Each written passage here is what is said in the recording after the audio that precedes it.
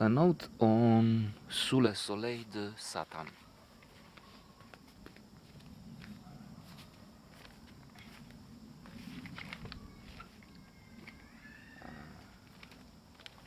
Under the Satan's sun.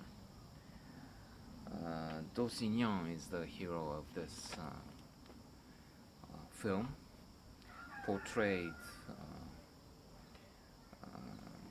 brilliantly by Gerard Depardieu. These were his good days. He was not yet a citizen of Putin's Russia, and he was powerful, he was excellent, and there are so many films in which he plays nearly to perfection, complex, interesting characters. Le Valseuse comes to mind now, but there are so many more. In this, Dossignan is a priest, and a really determined one at that. I was thinking we have on one side fathers, clergy like this man who has a calling, a man of God, saintly. For his failures, of course, he's not perfect. And then on the other hand, we have those mentioned in the Spotlight, the winner of the Academy Award for Best Picture last year, and the many Catholic priests and of other denominations who have been involved in scandals. They have harassed, and not just that, but really abused the children. Dossignan only abuses himself. Not in that sense. I mean, he's not the one who's seeking vain pleasures of the flesh or of any kind.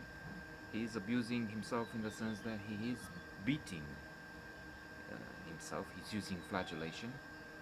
And in the beginning, he has this discussion with Menou Segrais, the doyen, the dean, played again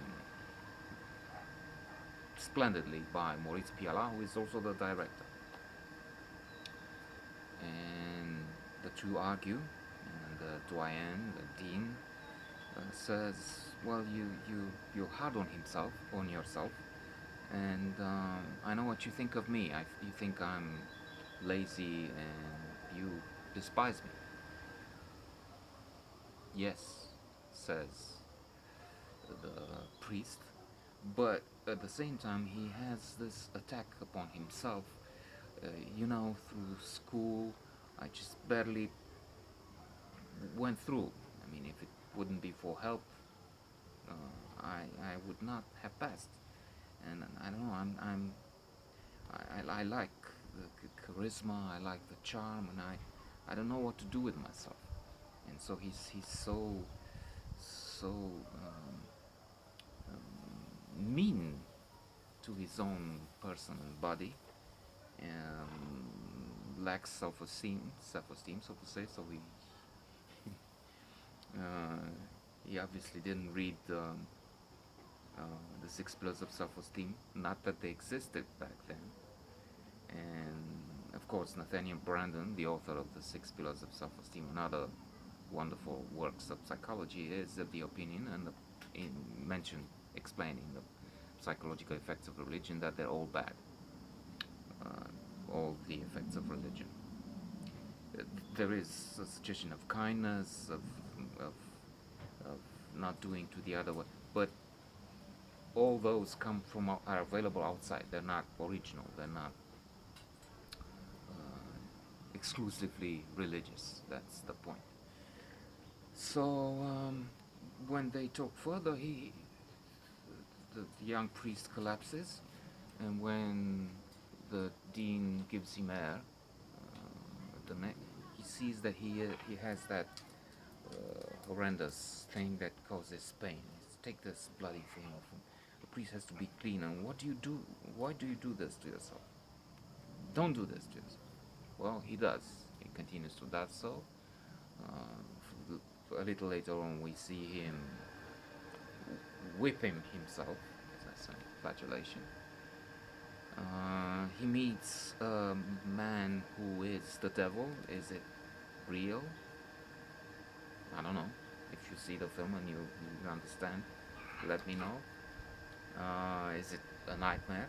Most likely it's a nightmare. And then he meets Mouchette. This is the other important personage here. It's like a counterbalance. We have this man obsessed with religious fervor. He tries to bring a supposedly dead boy to life, and he is so much into religion, God, Jesus, growing, perfecting himself, saintly, fabulous, Messiah.